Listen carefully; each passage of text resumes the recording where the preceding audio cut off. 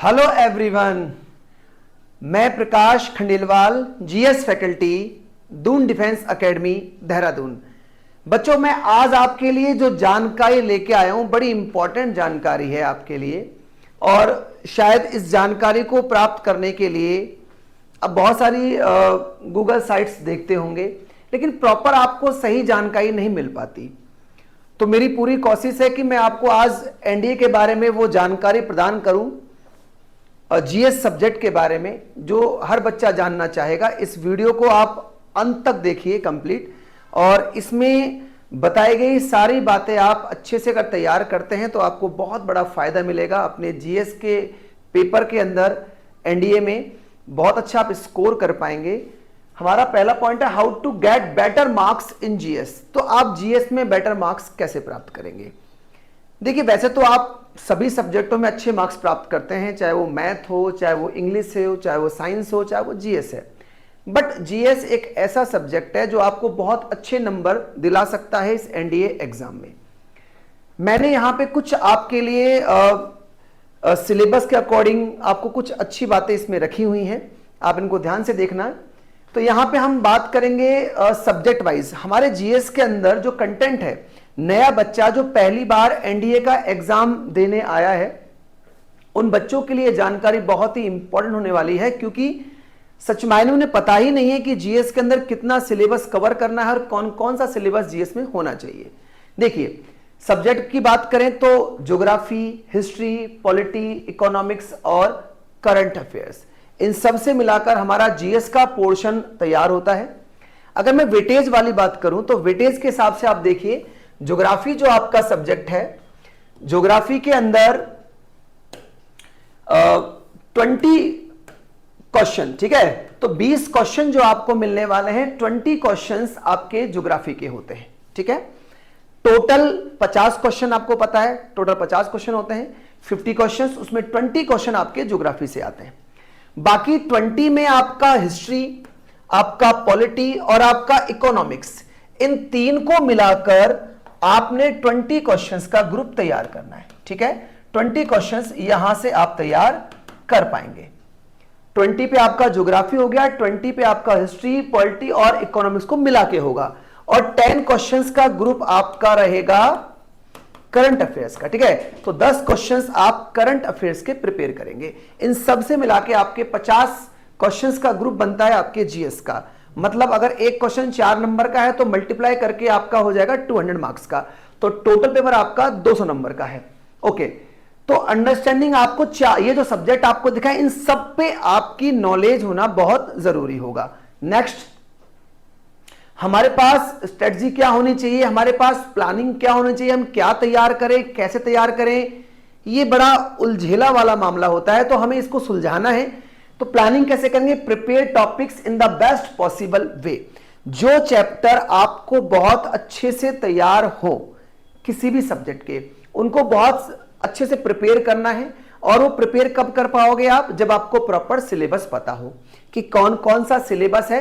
तो सिलेबस में दिखाए गए वो टॉपिक्स जो मैं आपको आज दिखाने वाला हूं, वो आपके बहुत अच्छे से तैयार होने चाहिए। Second point, solve 10 years old paper. आपको 10 साल के जो हमारे ओल्ड पेपर हैं एनडीए के, आपको वो तैयार करने हैं, ठीक है। सेकंड पॉइंट, एक तो आपको सिलेबस के अकॉर्डिंग अपने टॉपिक प्रिपेयर करने हैं, और एक आपको 10 इयर्स के ओल्ड एनडीए के पेपर प्रिपेयर करने हैं। आपको उन पेपरों को देखकर सिलेबस का अंदाजा लगेगा, जो मैं आपको यहां पे दिखाने वाला हूं। तीसरा पॉइंट है solve MCQs of the topics. हमने आपको एक एमसीक्यूज बुक दी है, यहां से दून डिफेंस एकेडमी आपको सिलेबस के अकॉर्डिंग एक बुक प्रोवाइड कराता है एमसीक्यूज। वो आपको इस पूरे ग्रुप में लास्ट में यूज करना है। जब आप इतना सारा काम कर लें, आप टॉपिक्स तैयार कर लें, उसके बाद आप 10 इयर्स के ओल्ड क्वेश्चन पेपर तैयार कर लें, तब आप एमसीक्यूज बुक उठाइए, तब आप एमसीक्यूज लगाना स्टार्ट करेंगे। तो ये तो आपकी प्लानिंग होनी चाहिए अपने एग्जाम देने से पहले, ये काम आपको पहले करना है।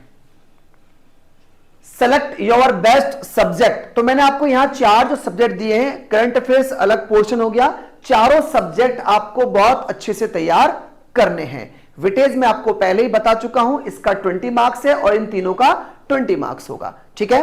तो ये हमने पहले ही प्रिपेयर कर लेना है। चारों सब्जेक्ट आपको प्रिपेयर करना है। मैं ये नहीं कहूंगा कि आप इनमें से ये तैयार करो, ये मत तैयार करो, नहीं, कुछ छोड़ देना सही नहीं होता। जब हम जंग में जाते हैं बेटा, तो जंग के अंदर हम पूरी तैयारी के साथ जाते हैं, हमारे पास सभी हथियार होने चाहिए। ऐसे भाई कहीं से भी कोई वार हो सकता है ना, जरूरी थोड़ा ना है। मान लो आप ज्योग्राफी तैयार कर लेते हैं और ज्योग्राफी मान लो उससे बहुत टफ आ गया, तो फिर आपके लिए एक चांस खत्म हो जाएगा वहां पे, क्योंकि आप अदर तैयार करके नहीं आए हो। तो ये रिस्क वाला काम नहीं करना है, रिस्क फैक्टर आपको नहीं लेना है, आपको सभी चीजें प्रिपेयर अच्छे से कंप्लीट करनी चाहिए। नेक्स्ट, अब मैंने आपको यहां पे सिलेबस को डिटेल, जो हमारा सिलेबस है एनडीए का, मैंने पूरी कोशिश की है, जितने भी पेपर हुए हैं अब तक एनडीए में, उन सब से मैंने सिलेबस निकाला है सिर्फ आपके लिए, ताकि आपको यह जानकारी ऑथेंटिक हमारी साइड से दी जा सके। तो ज्योग्राफी का क्या सिलेबस होगा? ज्योग्राफी की 2 बुक्स होंगी, आपको पता है, एक फिजिकल ज्योग्राफी है और एक इंडियन ज्योग्राफी है। तो फिजिकल ज्योग्राफी का सिलेबस आपके सामने है। इसमें आपका सोलर सिस्टम, ठीक है, the origin and evolution of the earth, इसे हम सोलर सिस्टम को बोलते हैं, हम सौरमंडल, और ये हमारे अर्थ के बारे में है। और अर्थ के बारे में हमें जो मेन पॉइंट याद करने हैं, उसमें आपका इंटीरियर स्ट्रक्चर आपको याद करना है, पृथ्वी की आंतरिक भागों के बारे में, मोशन ऑफ द अर्थ, पृथ्वी की गतियां, टाइड, ज्वार, टाइम जोन, आपका जो समय विभाजन है, उसके अलावा सोलर इक्लिप्स और लूनर इक्लिप्स, चंद्र ग्रहण, मतलब सूर्य ग्रहण और चंद्र ग्रहण। तो ये सारा जो सीक्वेंस है आपको तैयार करना है, और जितने भी चैप्टर आपको यहां पे दिखाए जा रहे हैं। इसके अलावा रॉक्स, चट्टाने, अर्थक्वेक, भूकंप, वॉल्केनो, ज्वालामुखी, जियोमॉर्फिक प्रोसेस। जियोमॉर्फिक प्रोसेस के अंदर मतलब जो भौतिक क्रियाएं होती हैं उसके बारे में बात होगी। लैंड फॉर्म्स होता है, स्थल रूप, जो लैंड फॉर्म्स होती हैं, ठीक है, उनके बारे में आपको कंफर्म करना है। एटमॉस्फेयर, वायुमंडल, एटमॉस्फेरिक प्रेशर बेल्ट, ठीक है, ये आपका दबाव पेटियां होती हैं, वायुदाब पेटियां जो होती हैं, उनकी बात कर रहा हूं मैं। ये आपका फिजिकल ज्योग्राफी का सिलेबस चल रहा है। इसके अलावा विंड, पवने, टाइप्स ऑफ क्लाउड, बादलों के जो प्रकार होते हैं, टाइप्स ऑफ रेनफॉल, वर्षा के प्रकार, साइक्लोन एंड एंटी साइक्लोन, चक्रवात और प्रति चक्रवात, और एक है ओशनिक करंट, महासागरीय धाराएं। तो ये वो चैप्टर आपको बताए गए हैं जो कि फिजिकल ज्योग्राफी के अंदर आपको प्रिपेयर करने हैं। इनमें अगर आपने अपनी अच्छी से प्लानिंग कर ली है, तो आप ज्योग्राफी के अंदर जो 20 क्वेश्चन आपके आने वाले हैं वो बिल्कुल सही करके आओगे, ठीक है। ये फिजिकल ज्योग्राफी का सिलेबस चल रहा है। अच्छा, अब कुछ और पॉइंट ऐसे होते हैं जिनमें बच्चा कहता है कि सर ये वाले क्वेश्चन कहां से आए, क्योंकि स्टैटिक पार्ट हो गया, हमें इनके बारे में कुछ खास पता नहीं था तो हमने पढ़ नहीं पाए। तो ये हैं आपके इंपॉर्टेंट ज्योग्राफिकल एक्टिविटी, इनको भी आपको प्रिपेयर करके चलना है। स्टैटिक पॉइंट होंगे, इनमें आप जो भी पॉइंट आपको दिखाए जा रहे हैं उनको आप बेस्ट वे में तैयार करें। जैसे मेजर सी, तो मेजर सी में आप वर्ल्ड के टॉप सी कौन कौन से हैं, उनकी लोकेशंस आप यहां पे प्रिपेयर कर सकते हैं। मेजर स्ट्रेट्स, इसके अंदर वाटर बॉडीज कौन कौन सी जोड़ने वाली होंगी। मेजर कनाल्स, नहरें जो होंगी। International boundaries, island of the world, तो टॉप 10 भी अगर आप याद कर लेते हो, वर्ल्ड के टॉप 10 जो मेजर फैक्ट आप याद कर लेते हो, आपका यहां से बहुत अच्छा पॉइंट जाने की संभावना बन जाती है। नेक्स्ट, इसके अलावा और कौन से इंपॉर्टेंट ज्योग्राफिकल एक्टिविटी होंगी। Lakes of the world, world में जो लेक हैं उनके बारे में। Desert of the world, world में जो मरुस्थल हैं उनके बारे में। ग्रासलैंड ऑफ द वर्ल्ड, इसमें आपका ट्रॉपिकल ग्रासलैंड और टेम्परेट ग्रासलैंड दोनों याद कर सकते हो आप। ट्राइब्स एंड सेटलमेंट, जो ट्राइब्स वगैरह हैं, ठीक है, जैसे आपकी जनजातियां होती हैं। एंड हाइड्रो पावर, जो एनर्जी है, जिसमें आप रावत भाटा वगैरह ये याद रख सकते हो। तो ये सारे पॉइंट आपको तैयार करने हैं फिजिकल ज्योग्राफी के अंदर, ठीक है। अब हम बात करेंगे इंडियन ज्योग्राफी की। तो फिजिकल ज्योग्राफी के बाद अगला जो हमारा प्रोसेस है वो इंडियन ज्योग्राफी का है, भारत का भूगोल। तो भारत के भूगोल में सबसे पहला टॉपिक होगा India an overview, geological structure and physical division. Bharat एक सामान्य परिचय, मतलब भारत के बारे में, हमें भारत के ज्योग्राफिकल पॉइंटों के बारे में आइडिया होना चाहिए। सेकंड, इंडियन रिवर, भारत की नदियां। थर्ड पे इसमें नदियों में आपका एक पोर्शन ये भी कवर होता है, लेक्स, कनाल और डैम, आप इसे कवर कर सकते हो, ठीक है। ये रिवर के साथ ही कवर हो जाएगा आपका। इसमें आपका झीलें हैं, नहरें हैं आपका, और बांध वगैरह हैं। एक है इंडियन मॉनसून पैटर्न, जो भारत की जलवायु के बारे में होगा, इसको भी आप देख के चलना। इंडियन मॉनसून पैटर्न जलवायु पे क्वेश्चन पूछेगा। और इंडियन एग्रीकल्चर, मतलब भारतीय कृषि, ये भी आपका सिलेबस में रहेगा। इसके अलावा इंडियन सॉइल, भारतीय मिट्टी, जो डिफरेंट टाइप्स ऑफ मिट्टी होती है उसके बारे में आपको पता करना है, इंडियन सॉइल। इंडियन वेजिटेशन, भारतीय आपका जो प्राकृतिक वनस्पति है उसके बारे में आपको कंफर्म करना है। इसमें आपके नेशनल पार्क और वाइल्ड लाइफ सेंचुरी इसी चैप्टर के अंदर कवर हो जाएंगे आपके, ठीक है। नेशनल पार्क जो होंगे और वाइल्ड लाइफ सेंचुरीज जो होंगी। इंडियन ट्रांसपोर्टेशन, जो भारतीय परिवहन व्यवस्था है उसके बारे में। एंड लास्ट आपका मिनरल, मतलब खनिज, भारत के खनिजों के बारे में। तो ये जितना भी आपने भी पैटर्न पढ़ा, ये आपका इंडियन ज्योग्राफी का पोर्शन चल रहा है, ठीक है। एंड अभी जो आपने पढ़ा वो सब ज्योग्राफी का था, उसमें आपने फिजिकल ज्योग्राफी और इंडियन ज्योग्राफी दोनों को कवर कर लिया है, ठीक है। मैंने वो सभी चैप्टर लिखे, मैं आपको बकायदा प्रूफ दिखाऊंगा इस चीज का कि सच में सवाल इन्हीं चैप्टरों से आते हैं। अगर आपने ज्योग्राफी पढ़नी है तो आप ज्योग्राफी में अगर ये वाले सारे पोर्शन कवर कर लेते हो तो आप बहुत अच्छे से नंबर प्राप्त कर पाओगे जो 20 क्वेश्चन एग्जाम में आने वाले हैं उनके अंदर। Okay, history. अब हिस्ट्री के 3 सेक्शन होते हैं मेनली, वैसे तो 4 होते हैं और एनडीए में चारों ही सेक्शन आते हैं। इसमें आपका एंशिएंट हिस्ट्री होती है, एक आपका मिडाइवल होता है, एक आपका मॉडर्न और एक आपका वर्ल्ड। तो एंशिएंट हिस्ट्री के अंदर प्राचीन जो भारत है उसके अंदर कौन कौन सिलेबस कवर किए जाते हैं। Number 1, Indus valley civilization, Sindhu घाटी सभ्यता, इसे आप प्रिपेयर करेंगे। रूल ऑफ मैरिज, विवाहों के जो टाइप्स होते हैं, विवाहों के जो प्रकार होते हैं, ये स्टैटिक पार्ट होगा, ये आपको तैयार करना है। महाजनपद, महाजनपद पे आपके क्वेश्चन पूछेगा, कितने महाजनपद होते हैं, इनके बारे में आपको जानकारी प्रदान करनी है। और एक सातवाहन रूलर, सातवाहन राजाओं के बारे में आप जानकारी जानना चाहेगा। इसके अलावा बुद्धिज्म एंड जैनिज्म, बौद्ध और जैन धर्म के बारे में पूछेगा। इसमें आपको बुक्स पूछ सकता है, स्तूप पूछ सकता है, टीचिंग पूछ सकता है बौद्धिस्ट की, और टेम्पल पूछ सकता है जैनिज्म और बौद्धिस्ट के अंदर, ठीक है। मौर्य एम्पायर, मौर्य साम्राज्य, गुप्त पीरियड मतलब गुप्त साम्राज्य या गुप्त काल, इनके बारे में आप जानकारी लेना चाहेगा। तो ये प्राचीन भारत का सिलेबस हुआ आपका, एंशिएंट इंडिया का सिलेबस आपके सामने दिया हुआ है। मिडाइवल की बात करें तो मध्यकालीन भारत में सिलेबस क्या होगा जिसको हम प्रिपेयर करेंगे।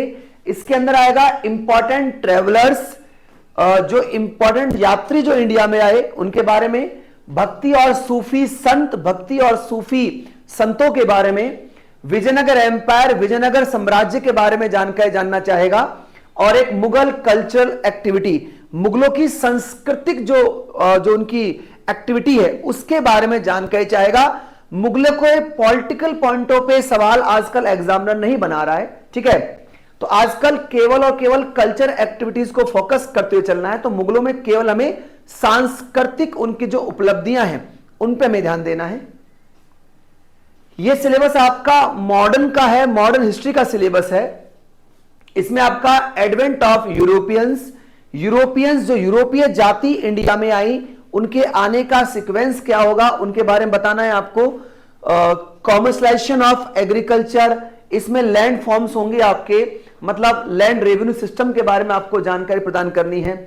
रिबेल्स एंड ब्रिटिश राज, इसके अंदर आपको जो ब्रिटिश राज के टाइम में जो विद्रोह हुए अलग अलग जातियों के द्वारा या ट्राइब्स के द्वारा, इनके बारे में बताना है। और द रिवॉल्ट ऑफ 1857, 1857 की क्रांति, इसके बारे में आपको जानकारी प्रदान करनी है।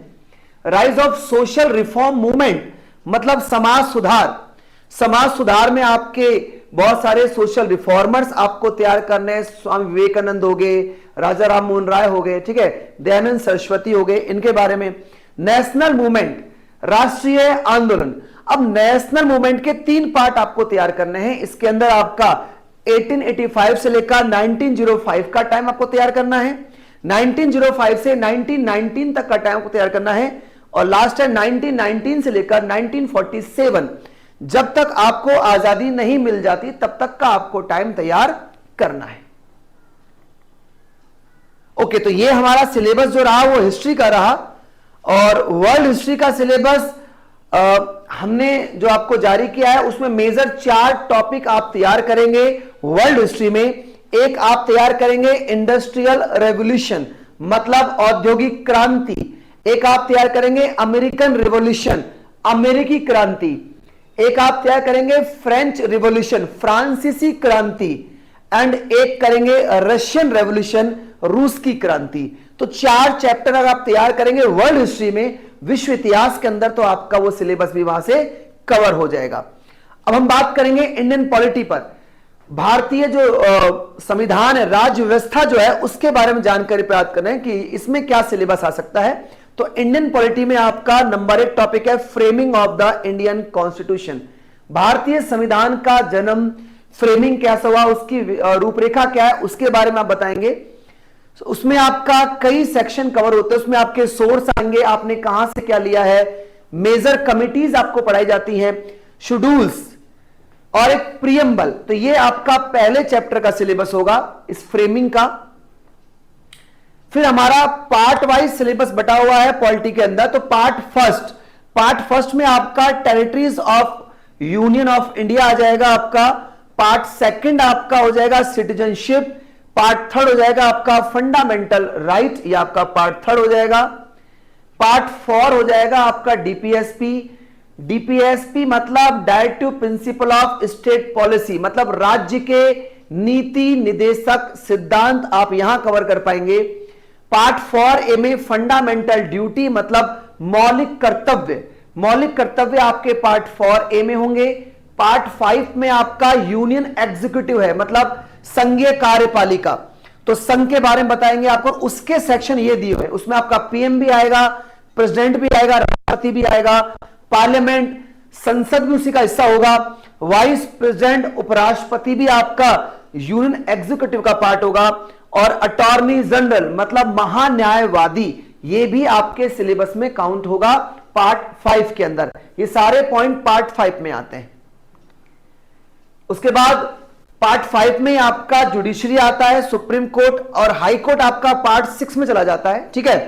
उसके अलावा पंचायती राज एक अलग से चैप्टर होगा आपका, और ये है कॉन्स्टिट्यूशनल और नॉन कॉन्स्टिट्यूशनल बॉडी, मतलब संविधान में कुछ ऐसी भी संस्थाएं हैं जिनको संवैधानिक और गैर संवैधानिक स्थान दिया गया है। इसमें आपका सीवीसी आपको कवर करना है, ठीक है। इलेक्शन कमीशन, चुनाव आयोग आपको कवर करना है, सीएजी आपको कवर करना है, कैग, यूपीएससी कवर करना है, और फाइनेंस कमीशन, वित्त आयोग आपको तैयार करना है। तो ये जो सिलेबस आपको दिखाया गया, ये पॉलिटी का सिलेबस है, भारतीय राज्य व्यवस्था का सिलेबस है, इसको आप तैयार करेंगे। और अंत में आपको दिखाया गया है इकोनॉमी का सिलेबस। इकोनॉमिक के सिलेबस में एक ही पॉइंट आ रहा है, वो आपका 5 ईयर्स प्लान। एनडीए के सिलेबस में इकोनॉमिक में एक ही क्वेश्चन आता है 5 ईयर्स प्लान के बारे में, और ये टॉपिक आपका इकोनॉमिक प्लानिंग इन इंडिया, इसको हम 5 ईयर्स प्लान बोलते हैं, पंचवर्षीय योजना। ये आपको तैयार करना है इकोनॉमी में। ओके, अब मैं आपको कुछ प्रूफ दिखा रहा हूं कि किस तरह के सवाल आपके सिलेबस के अकॉर्डिंग आते हैं। देखो, ये वाला जो क्वेश्चन आप देखते हैं, इस बार 2024 का ही मैं आपको डाटा दिखा रहा हूं। यहां 10th शेड्यूल पूछी गई है। ये आपका पहला जो टॉपिक था फ्रेमिंग, उसका क्वेश्चन पूछा गया। देखो, आपने पढ़ा शेड्यूल, तो वहां पे आपको दिया हुआ है। ये क्वेश्चन विजयनगर एम्पायर का है, जो आपको यहां पे विजिबल किया गया है। तो ये सवाल आया था विजयनगर एम्पायर का। ये सवाल 5 ईयर्स प्लान का आपको दिखाया गया है, जो इस बार 2024 में पूछा गया था। तो ये 5 ईयर्स प्लान का सवाल है, विद प्रूफ के साथ बता रहा हूं मैं आपको कि ये सभी टॉपिक आप कवर कर सकते हैं अच्छे से। ये रिवर का सवाल है, इंडियन रिवर के बारे में जानकारी जानना चाह रहा है आपसे, ठीक है। ये लैंडफॉर्म का सवाल है, प्लाया पूछा गया है, तो ये लैंडफॉर्म का सवाल आपको दिखाया गया है। तो बच्चा, ये जितने भी टॉपिक्स आपको मैंने यहां पे विजिबल किए, ये सारे आपको कवर करने हैं। और जो सिलेबस आपको बताया गया उसके अंदर से कुछ मैंने आपको टॉपिक्स बता दिए जो इस बार एग्जाम में थे। इसके अलावा और बहुत सारे लॉट ऑफ क्वेश्चन है जो यहां टाइम के कमी की वजह से आपको नहीं दिखा पाएंगे, बट आप देख पाएंगे जो मैंने आपको सिलेबस जारी किया है उसके अकॉर्डिंग आप पूरा अपना जो पेपर हुआ है अभी 2024 उसे अच्छे से रीड कर सकते हैं। एंड आगे बच्चों ऑल द बेस्ट मैं कहूंगा आपके फ्यूचर के लिए। और एक और इंपॉर्टेंट जानकारी देना चाहूंगा दून डिफेंस एकेडमी की साइड से, हमारे जो अपकमिंग बैच स्टार्ट हो रहे हैं, पहला बैच हमारा 23 सितंबर को अभी यहां पे रनिंग बैच में है, आपका 23 नया बैच होगा। और एक बैच हमारा नया बन रहा है 30 सितंबर को। तो 23 सितंबर और 30 सितंबर को जो हमारे नए बैच बनने वाले हैं, इनके लिए आप एनरोल कर सकते हैं हमारी दून डिफेंस एकेडमी की साइट पे या हमारे दून डिफेंस एकेडमी के फोन नंबर से आप जानकारी ले सकते हैं। इसके अलावा जितने भी सिलेबस मैंने आपको बताए, ये हमारी ऑफलाइन क्लासेस जो दून डिफेंस एकेडमी की चलती हैं, उसमें सारे टॉपिक आपको कवर कराए जाते हैं। एक एक चैप्टर जो मैंने आपको बताया है, डिटो हम उस पूरे चैप्टर को एक एक पॉइंट वाइज कवर कराते हैं। तो आप जल्दी जल्दी दून डिफेंस एकेडमी ज्वाइन करके अपनी तैयारी बहुत अच्छे से कवर कर सकते हैं। गुड लक बच्चों, bye. Kindly subscribe D-Day YouTube channel and don't forget to press bell icon.